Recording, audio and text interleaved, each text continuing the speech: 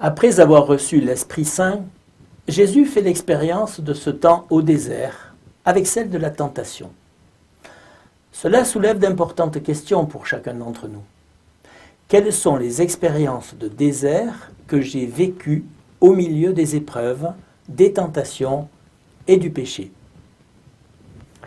Prenons le temps d'y réfléchir en ce début de carême, car nos propres faiblesses deviennent en fait le lieu privilégié de notre rencontre avec Jésus et donc avec Dieu lui-même.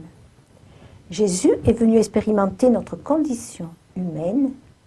Il connaît toutes nos difficultés. Il est un homme éprouvé et en cela, il a acquis une profonde capacité de compassion. En tant que chrétiens, nous savons que nous sommes incapables de résister à la tentation sans la grâce de Dieu. C'est ce que nous exprimons dans le Notre Père, comme il est dit dans la dernière traduction de la Bible liturgique, « Ne nous laisse pas entrer en tentation ». Tout chrétien sait que du moment où il se fait baptiser, il aura inévitablement à affronter les réalités du combat spirituel. Après le baptême, notre foi en Dieu va être mise à l'épreuve comme Jésus au désert.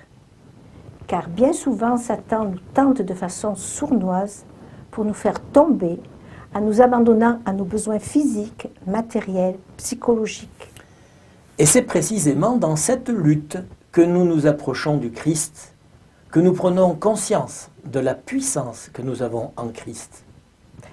Le récit des 3 tentations de Jésus au désert nous conduit à nous poser la question: quelle expérience de désert je vis actuellement? Comment ce récit de Jésus m'éclaire sur mes propres tentations? La tentation du pain quotidien. Cela pourrait être notre argent, notre réussite professionnelle, ce que nous possédons. Nous sommes souvent tentés de vivre au pas de nos occupations quotidiennes et de nos désirs immédiats, sans jamais relever la tête.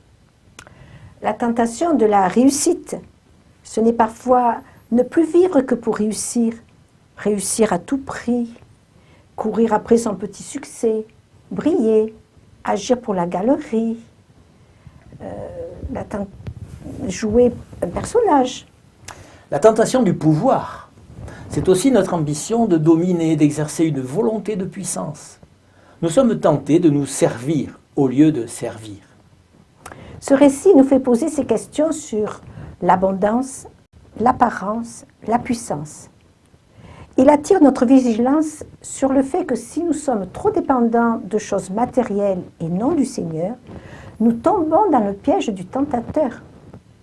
À chaque fois que nous lui remettons nos péchés, Dieu nous fait grandir petit à petit. Cette croissance spirituelle s'effectue avec l'aide de l'Esprit Saint dans nos combats spirituels. L'Esprit de Dieu possède la puissance de contrôler nos convoitises.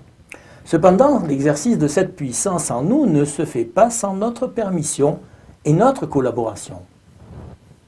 Comme le disait Pierre Goursat, le fondateur de notre communauté de l'Emmanuel, prions le Seigneur pour qu'il nous aide par son Esprit Saint à nous transformer. Il y a un petit effort à faire, non par volontarisme. On ne doit pas faire la sainteté à la force du poignet. Mais il est évident quand même qu'il faut que nous fassions quelque chose. Rendons conforme notre vie à l'Esprit de Jésus. Donnons au Seigneur nos faiblesses, notre misère, notre concupiscence, notre orgueil, notre ambition. Débusquons en nous ce qui n'est pas évangélique. Cela peut être une résolution pour ce carême. Profitons-en pour nous nourrir de la parole de Dieu, pour que cette parole fasse partie intégrante de notre quotidien. Que le Seigneur nous aide à faire silence intérieur, à consacrer plus de temps à la prière, à mettre de l'ordre dans nos vies. Nous sommes appelés à faire confiance au Seigneur et pas à nous-mêmes pour résister à la tentation. Alors, résumons en quelques mots ce que nous venons d'essayer de vous partager. Comment devons-nous affronter nos tentations? Premièrement, assurons-nous d'être remplis de l'Esprit de Dieu. Personne ne doit s'engager dans un combat spirituel sans l'assistance de l'Esprit Saint. Nos propres ressources humaines ne font pas le poids devant les forces du mauvais.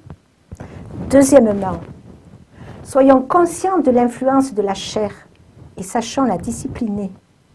Le jeûne sous toutes ses formes constitue une bonne façon d'y parvenir. Et nourrissons-nous quotidiennement de la parole de Dieu. Appliquons dans notre vie de tous les jours les principes bibliques que nous avons appris. Enfin, si nous chutons, laissons-nous relever en ayant recours à la miséricorde infinie du Père par le sacrement de réconciliation. Que notre Seigneur nous donne la grâce de lui être fidèle, qu'il nous éclaire sur nos péchés, que nous soyons à son écoute. Bon Bon carême. carême.